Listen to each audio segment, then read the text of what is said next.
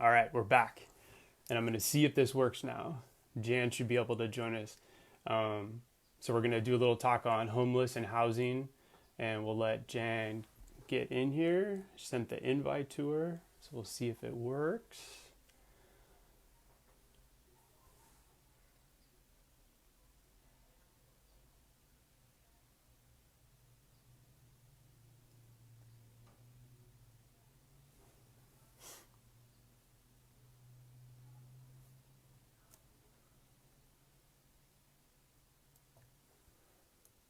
Jan, do you see an invite that came to you? Maybe in like notifications?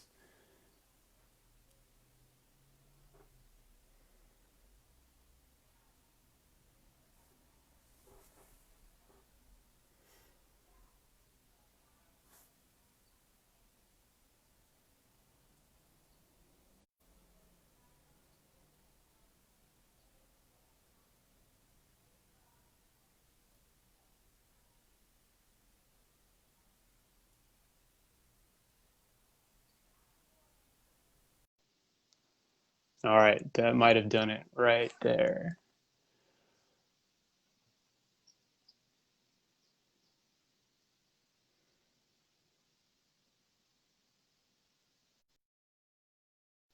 Here we There we go. go. All right. Yay! Good. How are you? Good. How are you? I'm doing good. Great. I'm glad we finally got it to work. All right. So, so I want everybody to meet Jan Chargin, and I'll let her introduce Mhm. herself a little bit as well. But today we're Okay. going to talk a little bit about homeless and housing Mhm. here in Gilroy. So, Mhm. Jan, like most advocates, like myself, you hold many hats. She's the director Right. of public information at Gavilan College, facilitator for Mhm. the South County Homeless Task Force, and a current board member at both Destination Home and Pitstop Outreach, as well as a Right. former board member and acting executive director at the Gilroy Compassion Center. Right. Besides introducing yourself to everybody, can you also provide an update as to how many homeless or unhoused people we have here in Gilroy and how that number compares to years past? Okay. So that's thank you for the introduction. Right now, we're going off of the numbers that are from 2019 in terms of how big the homeless population is. And in 2019, at the point in time count, we found 704 homeless individuals, which had actually been a slight decrease from 2 years prior. So the point in time count is done every 2 years. And I was just in a meeting this morning about planning, getting ready for the point in time count that we're going to do in January and get some new numbers. And we'll see where that is. You mentioned I'm with Pitstop Outreach, and I was almost. And with Pitstop Outreach, I go out every night, Monday through Friday. I go out distributing meals to people on the street. And there are a lot of them, but it's not all doom and gloom. And the reason is this, because as much as I'm struck by the people who are there, I'm struck by the people who aren't there. Okay, because there were a lot of individuals who were homeless 10 years ago, 9 years ago, 8 years ago, who are living stably in housing now. Mm. There when I walk around, I'm struck by who's not there as much as I am by who is there. And that's And definitely one of whenever the I walk, untold stories, right? it's an incredible untold story because I know Yeah. where they live too, and I'm still stay in touch with people. Mm-hmm. People who are giving back right now. Like Sam Brown at Pit Stop Outreach, and the other people who are working with us, and people who we point at any of our new affordable housing. There are people who are off the street because that building is there, Mm-hmm. and they're now living as stable as the rest of the community. So, when I see people who are homeless today, they're just homeless today.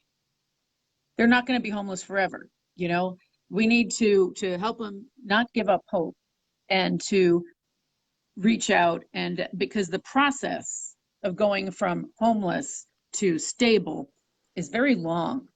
Okay, because there's nothing we can do. If somebody's homeless today, there's nothing you can do to magically in 24 hours get them off the street.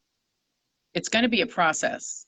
It's going to be a process that might involve, shelter, and it might involve a lot of disappointment. And it might involve continuing to live on the street for months or years as you sign up for programs and, try to qualify for something. A lot of the people on the street, you'd asked about some characteristics, more than half the people on the street are living with a disability or a chronic illness, sometimes more than one. So it's a matter of getting housing with the right support services, getting housing with the right medical care, and it takes time. It takes time. So how do we support the people while that's happening, while they're going through that? There are a lot of people on the street who people assume, oh, they don't want help. He's been out there for 6 months, doesn't want help. No, he's been out there for 6 months. He's not only wants help, he's got a case manager. He's signed up on lists. He's been going to all of these meetings and doing all of this stuff, and he has to keep starting again because all of his paperwork gets thrown away or gets lost or gets stolen. And I know it's a struggle just to keep track of what you're doing. And the amazing thing is people do it. And the majority of the people, again, who were homeless 10 years ago are not homeless right now. And the people who are homeless today, hopefully it doesn't take them 10 years. Hopefully we can do what we need to do to make that a much shorter journey for them. Can you talk a little bit about what you're doing currently right now with Pitstop Outreach? Yeah, I will. Thank you. So Pitstop Outreach is small. It's new. We decided that one of the, and everybody involved had been involved with the Compassion Center, and a day center, very important. But we felt that a missing piece was actually getting out to where people are living and doing some of the practical stuff in the encampments, on the street, and working in partnership with the people in encampments and on the street to improve current quality of life, while everybody's working towards housing. So we have worked with people on the street to, we bring them meals, but also to identify other needs. We have people who will let us know if there's somebody new out there who needs a tent, who needs a blanket, who lost their stuff, who needs a referral. We've put together teams to do encampment cleanups, and I want to say many thanks to Recology for donating the bins for that purpose, and working with a team of people who are currently homeless to get the garbage cleaned up and try to make it better. We've also been trying to address some immediate needs. This week, one of the requests I had was shower, portable camping shower. Another one was for a toilet bucket. A lot of complaints. This is a big problem if you're homeless. So we've got liners that can go in a bucket and a seat that goes on top, and the liner starts to gel and compost the contents. We have to talk about it. We have to do this. We've got to get this right stuff out there, because it's not only not good for the people who are without houses right now, it's also not good for the general community to have a major sanitation issue. So one by one, we're trying to get the right equipment out there. We brought out a wheelbarrow so people could keep their area clean. The other issue is, where are you allowed to throw your garbage? Most businesses will lock their dumpsters. You can't, it's not that easy to get rid of stuff. So we distribute trash bags along with meals and work gloves, and have arranged for dumpsters and, monitor what goes into those. I heard your exchange from the Neon Exchange when you talked about the use of the dumpsters, how it ended up being used more by the people that don't need it, but they're planning a place free to dump it. Right. So therefore, we have to keep the dumpsters locked. Keep just a few people with the things, because otherwise the general community will come down. Yeah, and we should talk about that because there's a lot of complaints. Oh, I saw a couch out in a homeless encampment. Well, where did that couch come from? Where did it originate? Not with somebody who was homeless. The couch originated in a house. And if the community doesn't like all the garbage on the streets, we need to take a look in the mirror because it's people with houses who are dumping that all out there. Yeah, I think that's a really good point that you brought up, and I'm glad you just did that too. um, Yeah, thanks for asking about that. sure. So, how can the city council and the city itself support your efforts in Mhm. making towards ending homelessness? And at the same time, can you talk a little bit about the your partnership with Recology, but also I believe there's Mhm. like maybe porta potties or at least hand washing stations Now, that were at some encampments. I think the city had put out a few early in the pandemic, but I'm not that many. But Okay. we need to do more. We really do need to do more with that porta potties, hand washing stations. We've been constructing hand washing stations out of some 5-gallon buckets and foot operated pumps and bringing them actually out into encampment areas because, in order to shelter in place, you have to be able to stay clean. So I think the city can help with more of that. Also, let's look at the situation with garbage. Do we need a city large junk day like some cities have so that housed people aren't tossing appliances and couches and things all over the city, which then wind up getting dragged into big piles. Um, I think there are some things we can do as a city that help. Do we want to take a look at keeping a bathroom open overnight in one of the parks? I know that's controversial. A few years ago, the council made the decision to close the bathroom at Miller Park, but I'm not sure that was really good for local businesses to do that because it left people without an overnight bathroom. We also, and then the bigger thing is we want to keep it clean. How do we work in partnership with the people who are currently unhoused to keep things clean instead of going in with sweeps, which are really disruptive and kind of set them back on any progress they've made. It makes it very hard to help people if you can't find them. And it makes it hard for them to move forward if their ID, if they have to keep starting all over again to get new ID and get a new tent and get new blankets and, and keep starting over from nothing. So how do we work together to make sure people have their personal property and are also keeping their areas clean? And for those out there that report, the illegal camping, if you will, Right. you want to talk a little bit about during COVID right now, how sweeps aren't supposed to be happening. Right. They should not be happening right now. And the reason, let's think logically. An encampment of like 4 people, that's kind of a household. If you split that up and spread people around the city where they're moving from place to place, if any one of them had COVID, you're spreading it to another part of the city. And if they have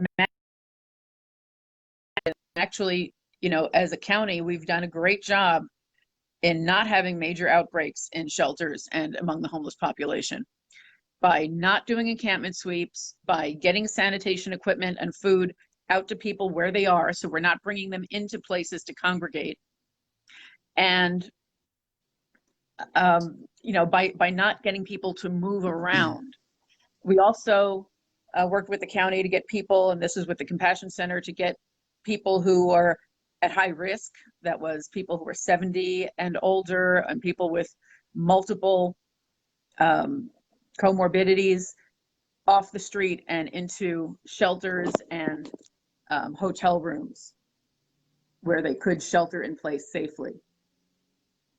Do you know when the decision is made for Camp Ochoa, whether that would be allowed for homeless over the winter time? Are you familiar with that? Yes, and I believe David Cox with St. Joseph's and Linda Jones of the Office of Supportive Housing are working on that and hoping to be able to house families this winter, just for Okay. a few months. Yeah. Right now there's no shelter open in Gilroy. Yeah. Yeah. What would Right. you can you talk a little bit about that, the shelter and what it is and the hours and stuff? So we don't have a year-round shelter in Gilroy. What we have is cold weather shelter at the Armory, the National Guard Armory, that is run by Santa Clara County Office of Supportive Housing with an agency called Home First. And it is done through referrals. A few years ago,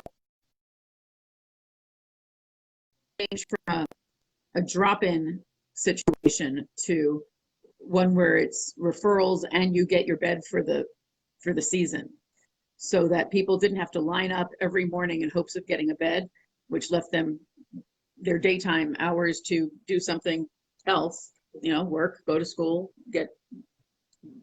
go get medical care, and also stabilize the population so it wasn't just constant turnover of new faces. So it's still going to be a referral. It is going to be operating at a much lower capacity this winter, probably because of COVID-19 and the need to have people appropriately spaced out, right? Because in years past, the mats have been very close to each other. They're going to have to maintain 6 feet of space. There have been some other shelters opened in San Jose at the fairgrounds and at the convention center, where people from Gilroy have gone in order to be in a safe space during the pandemic. Recently the city of Gilroy City Council established a homeless task force, and it sounds like you facilitate the South County Homeless Task Force. How will these help the homeless population, and what's your experience with how these task forces are running? Are they helping? If we can talk about what can we do instead of why we can't do it, it'll go a lot better, right? And think about how do we instead of how do we prevent? Because the truth of the matter is none of this is a mystery. Nobody has to figure out what to do. We know what to do. All those people who were homeless 10 years ago, they're not homeless now. And the reason for that is because we know how to get people off the street. What we have to do is not prevent ourselves from doing it. And, the way we prevent ourselves from doing it is, Gilroy doesn't have one yet, but Gilroy Compassion Center works with City of Morgan Hill on a safe parking program, a place where families living in vehicles can park and know they can be in a safe spot and get food and have some continuity and predictability in their lives. We need this in Gilroy, right? We have families on the street who then, it's not a good use of anybody's time to just chase people around the city. You can only park here for 3 days. You can only park here for 3 days. Now your car is going to get towed. Now you're on the street. This is not effective use of anybody's time, and it doesn't help. So we need to get out of our own way and start doing what's practical and what we know works, because we don't have to invent anything new, right? The ideas are all out there and they've all been tried in other places. And a lot of it's been done here. We just need to do what works. We need to identify a place where people can park, come up with ways to manage encampments and get people off the street as fast as possible. Look into how we could have a year-round shelter, because, it's cold. And like I said, a lot of people out there are sick. A lot of people out there are elderly. They shouldn't be sleeping outside in the winter. And the thing that really solves the problem, affordable housing. Yeah. That it works. And we got to let ourselves do that. We got to let ourselves solve the problem. So me and you will talk about affordable housing in a second. I have a question right now that just came up, and someone's asking, how do we get the city on board like Morgan Hill for safe parking? Like maybe you can talk a little bit about where in Morgan Hill is that located too? So it's at a church. What we have to identify is a parking lot. That's what we have to identify. A paved parking lot is good, because then we can bring in a shower trailer. We can bring in a bathroom trailer. That if churches would supply meals, or, right now Pitstop Outreach we get meals, hot meals every day from Martha's Kitchen in San Jose, and they bring the meals down and we pass them out. So we can get food. The hardest thing to get is the place. And what we're going to have to do is get the right people on the council and talk to them and let them know they've got our support. That, no matter where the parking lot is proposed, somebody's not going to like it, and we're going to have to do it anyway. Because once they see it, they'll like it. Yeah. So let's talk a little bit about affordable housing. Yes. So, because this is something that the city council and the city can play a huge part in. It's something that Yes. took me a few years to really get dialed down. So there's something called the Regional Housing Needs Allocation. And this is a 7-year plan, right? It's passed down through every single city in Santa Clara County. The whole entire state does it. They've been doing it since 1969. Yeah. And it's to properly plan for growth. And so what it really allows is any community member in any city, whether that's they lose a job, they make more money, they make less money, now they're a family of 3, maybe now they're moving out of their house and they're seniors and they're looking for, an affordable place to live. There should always be a place for someone to land based on their income. And in some large cities where they're out of land, they use rent control as a way to keep the pricing down. But in many cities where they're trying to enact rent control, they lack affordable housing as it is. So every year you can go to the city's website or any city and you can get in there and you can look and see where we're at. And I'm going to give you everyone sort of a little snapshot, and we're using 2019 numbers as well. The last time this was presented to city council was in March. So everything is based off that annual median income. And for here in Santa Clara County, that's 131,400. Okay. That's the area median. That's a lot of money. That's a good paying job. And so then you break that down into 5 categories. And those 5 categories are extremely low income, very low income, moderate income, and above moderate. And so cities are supposed to track each of these individual things. We've got what's allocated and what's built, and if we're in progress. So right now, this planning period started in 2015. So we have 2 years left. And currently in the city of Gilroy are extremely low to very low income, which is 0 to 50% of that AMI. We're supposed to permit or build 236. We've only permitted 63. So we're at 26%. That right there is something that if we focused more on and have outside projection of what we're actually looking to build and what we tell developers we're looking to build, give them all the available options through, whether it's Measure A, bonds, or state of California, to try to get that done. Now, the other ones you're gonna hear completely off balance. So our low income. And actually, before I even go into that further, I want people to understand when you say affordable housing, to those that understand each of those categories that is talked about, that's all affordable housing. Even market rate is affordable housing. So when someone says something like, I don't want any more low income housing, to me, that means, are you talking about that specific group? Because low income is 51 to 80% of AMI. That's a really good paying job. Right. Yes. So, so when you say, so when you say affordable housing, we're talking about every single person that's out there, from the senior down to the, to the kid that goes to Gavilan College. They all deserve a place to live. So for our low income housing, we've built too much. We're at 304% complete. Okay. For our moderate income, this is like what's known as the missing middle, those that make really good paying jobs outside of college. We've only built 11%. We're not on track. And then the market rate, we're way over. We're at 236%.